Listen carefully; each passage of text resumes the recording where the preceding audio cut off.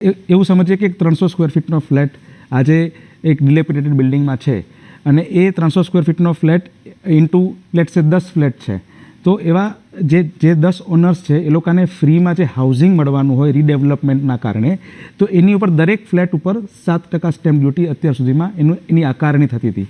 હવે તમે મુંબઈના પ્રોપર્ટી પ્રાઇસીસ તમે જુઓ છો, already because of various other factors A property prices quite high હોય છે, તો એ 7%ની આકારણી એ હાઈ પ્રાઇસીસ ઉપર એટલે સેલ પ્રાઇસ ઉપર થતી હતી.